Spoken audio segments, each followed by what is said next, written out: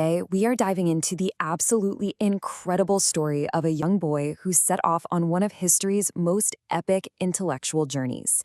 It was a quest for knowledge that would literally change the world for centuries to come. So here's the central question, right? How does that happen? It's this amazing story of pure genius and determination, starting from the most humble beginnings imaginable and ending with a legacy that's still going strong over 1,000 years later. All right, let's meet our hero. His name was Muhammad ibn Ismail al-Bukhari, and his story starts way, way back, over 1,000 years ago, in the legendary city of Bukhara, which is in modern-day Uzbekistan. Right from the very beginning, his life started with a huge challenge. His father, who was a scholar himself, passed away when al-Bukhari was just a little kid, so he was raised entirely by his amazing mother, which, when you think about it, makes everything he accomplished later even more extraordinary. And let me tell you, he was no ordinary child. While other kids were out playing, he was developing this unbelievable, almost superhuman memory.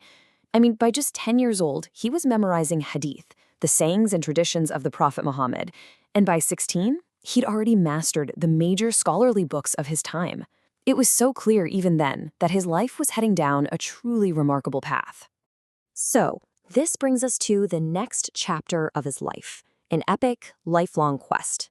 He was so passionate, he just set out on this incredible journey to find and preserve every single piece of knowledge that he possibly could. And listen, we're not talking about a quick trip to the next town over. This was a journey that covered thousands of miles, crossing what are now many, many different countries. He went to all the great centers of learning, Baghdad, Basra, Mecca, Medina, Cairo, you name it, all for one reason, to learn from the greatest minds alive. The number of people he learned from is just staggering. It's estimated he studied under more than 1,000 different teachers or sheikhs because he was absolutely determined to gather knowledge from every single source he could find. Okay, but if you thought that last number was big, get ready for this one. This is maybe the most mind-blowing fact of all. Over his decades of travel, al-Bukhari collected a raw total of 600,000 narrations. That's a monumental amount of data. But you know what? His real genius wasn't just in collecting it all, it was in what he did next. Right, so after gathering this absolute treasure trove of knowledge, he started on his life's most important project, creating a single masterpiece that would stand the test of time. 16 years. Just let that sink in for a moment. He poured 16 years of his life into one single project. And it wasn't just writing, it was this painstaking process of sifting, checking, verifying, and organizing everything he had collected into one perfect, coherent book. The whole idea behind his work, the very core of it, comes down to one word: sahih. It means authentic or sound.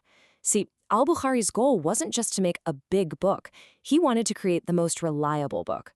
He developed this almost scientific method to check every single narration, even investigating the lives of every person in the chain of narrators to make sure they were trustworthy and that they had actually met each other.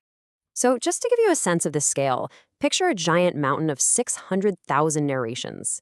He took that mountain and applied his super strict Sahih criteria, filtering everything down until he was left with just a small core collection of the absolute best, a little over 7,000 reports. It was basically one of the most ambitious quality control projects in history. And that final masterpiece, it became known to the world simply as Sahih al-Bukhari, which just means the authentic collection of al-Bukhari. Such a simple name for a work of such unbelievable complexity and importance. For more than 1,000 years, Islamic scholars have almost unanimously agreed Sahih al-Bukhari is the most authentic book in the entire Islamic tradition, right after the Holy Quran itself. I mean, that is an absolutely incredible status for a book compiled by just one person. So, what was the real impact of this man and his book? Well, his legacy is perfectly captured in a unique title that his peers gave him, a title that has echoed for centuries.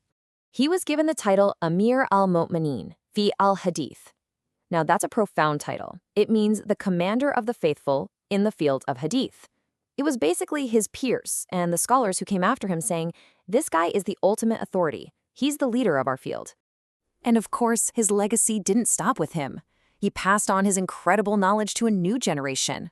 His students, people like Muslim ibn al-Hajjaj and al-Tirmidhi, became absolute giants of Islamic scholarship in their own right, creating their own famous collections.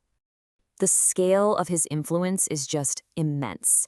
It's said that over 70,000 people heard him teach his book directly from his own mouth. And since he passed away, scholars have written more than 82 major commentaries just trying to explore its depths. You see, his book wasn't just published, it became the curriculum for an entire civilization. You know, the story of Al-Bukhari is so much more than just history. It's this timeless, powerful example of what one person's dedication and focused search for knowledge can do, even when the odds are stacked against them. And it really leaves us with a question to think about. What could your own quest for knowledge look like? What journey is waiting for you?